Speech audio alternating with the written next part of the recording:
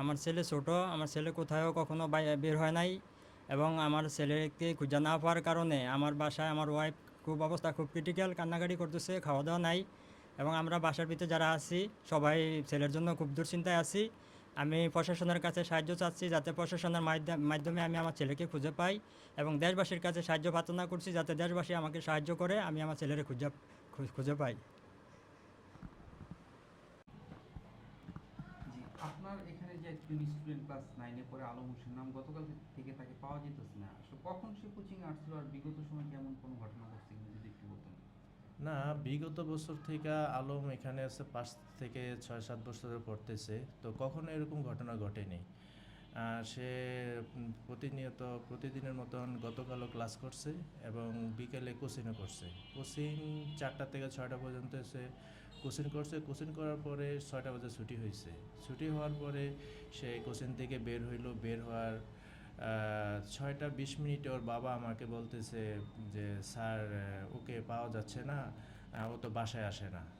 তো রাত্রে আমি আবার যখন সিসি ফুটেজ টান দিলাম তখন দেখলাম যে 6টা, সোয়া 6টা, 6টা 20-এর ভিতরে ও বাসার থেকে বের হয়ে অন্যদিকে চলে যাচ্ছে। তো তার সাথে একটা ব্যাগ ছিল, স্কুল ব্যাগ। আসলে এটা একটা অনাকাঙ্ক্ষিত ঘটনা।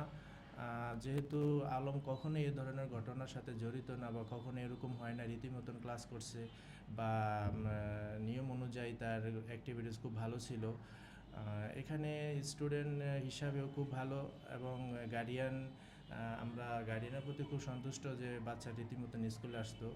তা আসলে এখন ও যে এই কাজটা করবে বা কোথায় গেছে সেটা আদৌ আমরা বুঝতে পারতেছি না। তো গতকাল রাত্রে আমরা প্রশাসন, এটা কদমতলী থানার অন্তর্ভুক্ত, কদমতলী থানায় আমি সাথে অভিভাবকের সাথে আমি গিয়েছিলাম। সেখানে একটা ডায়েরি করা হয়েছে এবং তাকে ছবি দেওয়া হয়েছে, সেখানে যে বাচ্চার ছবি সহকারে ডায়েরি করা হয়েছে।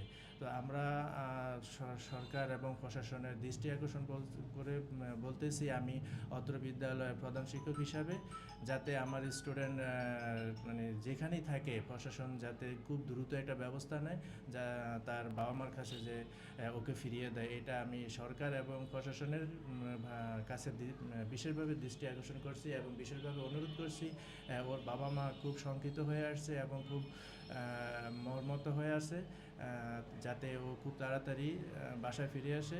এজন্য আবারও আমি আকুলভাবে আবেদন করছি প্রশাসন এবং রাষ্ট্রীয়র কাছে যে একজন নাগরিক হিসাবে, একজন স্টুডেন্ট হিসাবে, দেশের নাগরিক হিসেবে, স্টুডেন্ট হিসাবে যে তাকে দ্রুত তাকে ব্যবস্থা নেয়, সে কোথায় আছে, তার বাবা মা খুব শঙ্কিত।